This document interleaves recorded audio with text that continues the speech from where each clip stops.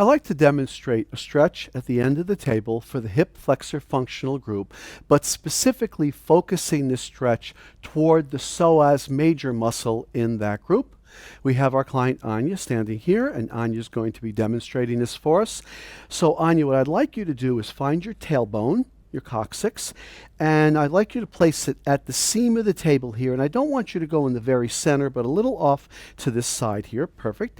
And now, since we're going to be stretching your right side psoas major, I'd like you, as you roll back, to grasp your left side leg knee area. So go ahead and go on back. Just like that. That's perfect. Now relax your right lower extremity down. Now I want to make a point that she grabbed here on her anterior shin area, the proximal anterior leg, lower leg. If her knee were uncomfortable with that kind of compression flexion, she could have grabbed back here just as easily. Now, yeah, just like that. Perfect. Just like that.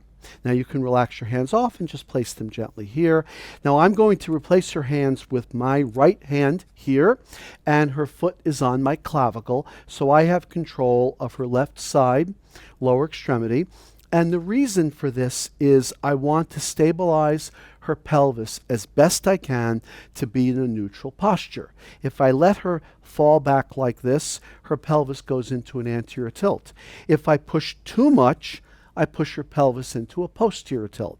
So I want to push just enough to keep her at about a pelvic neutral. And we have that right now.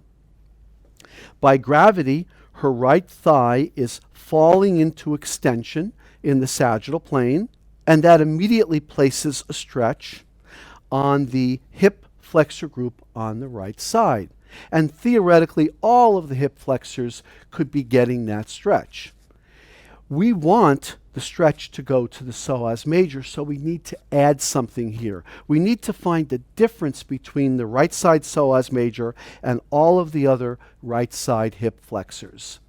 And the difference is that the psoas major is the only hip flexor that crosses the spine. The right side psoas major does right lateral flexion of the trunk at the spinal joints, so we're going to pre-stretch it with left lateral flexion. So Anya, I'd like you to do left side bending. Stay flat on the table, and I'm going to support you a little here to make it easier. There we go. So we get an arc here. And I might even add to it by moving her pelvis over here to increase the arc a bit. Now, because she's in left lateral flexion of the lumbar spine here, we are pre-stretching all right lateral flexors of the lumbar spine, of which the right side psoas major is one. That means it's pre-stretched across the spinal joints. Now, when I push her thigh down into extension, it's more likely that the psoas major will be the hip flexor that will be absorbing, that will be receiving this stretch.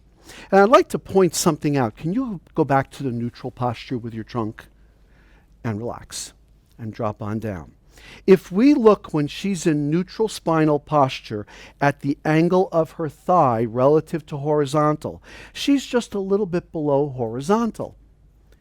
I look at the position of her entire body. I see that her leg, her lower leg or her knee joint is not perfectly hanging with gravity. That tells me that the rectus femoris is fairly tight, keeping her up toward a little bit of extension.